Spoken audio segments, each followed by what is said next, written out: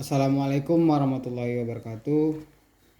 Nama saya Muhammad Irgi Pira, NIM L1A119110. Baik, langsung saja di sini saya akan menyampaikan sedikit materi tentang permodelan dan desain agroforestry. Permodelan agroforestry. Model merupakan penjabaran sederhana dan untuk hubungan antar komponen dalam suatu sistem. Yang kedua, penggunaan model simulasi atau peniruan merupakan salah satu pilihan untuk memahami sistem agroforestry secara efisien dan ekonomis. Yang ketiga, hasil pendugaan dengan model masih berupa hipotesis yang harus diuji kebenarannya pada dunia nyata atau di lapangan. Hasil yang diperoleh dengan pendugaan model tidak selalu sama dengan kenyataan yang di lapangan. Bila terjadi perbedaan, maka ada dua yang harus dilakukan. Yang pertama, periksa ulang struktur model, termasuk setiap parameter yang dipakai untuk mengawali permodelan dan konsistensi model secara internal. Yang kedua, periksa pengukurannya di lapangan. Perhatikan dengan seksama faktor-faktor apa saja yang mempengaruhinya.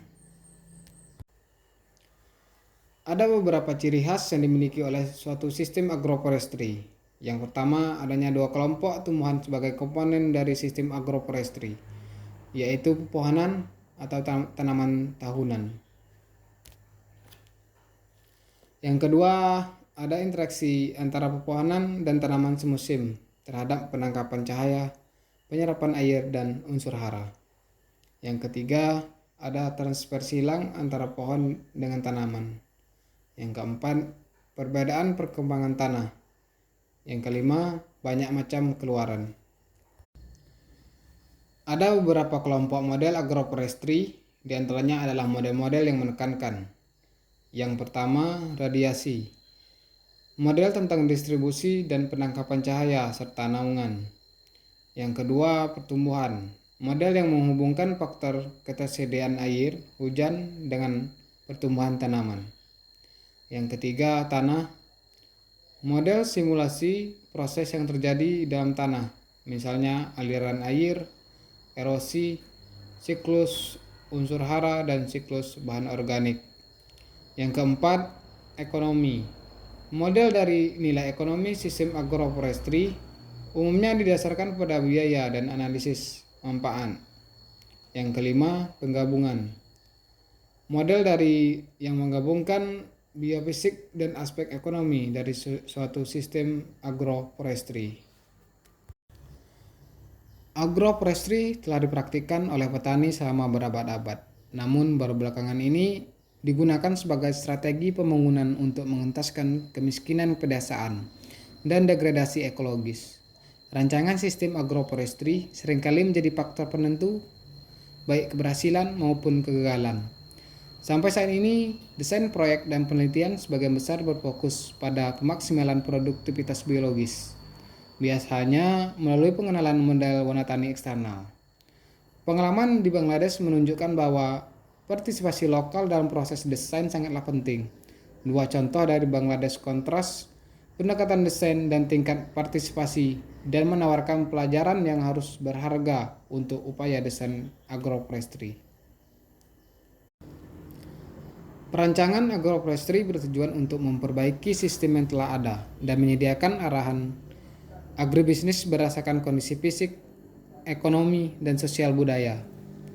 Desain sebuah sistem terkait dengan pra-diagnosis dan kegiatan diagnosis yang bertujuan untuk menemukan kendala dan masalah yang ada di dalam sistem.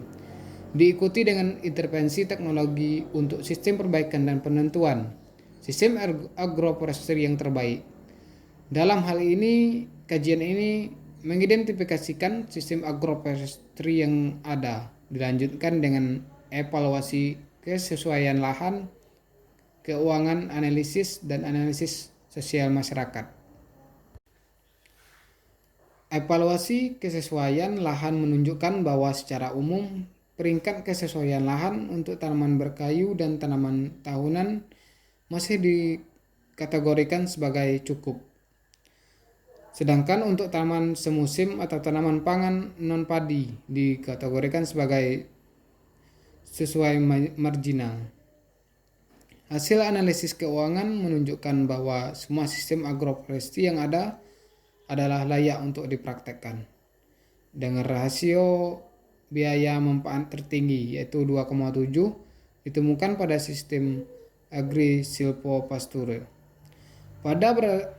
Berdasarkan pertimbangan lanskap, spesies non MPT lebih beradaptasi jika ditanam di perbukitan punggung bukit, sedangkan spesies MPT dan tanaman tahunan di lereng dan lembah dan tanaman tahunan di lembah. Sekian, mohon maaf dan terima kasih. Assalamualaikum warahmatullahi wabarakatuh.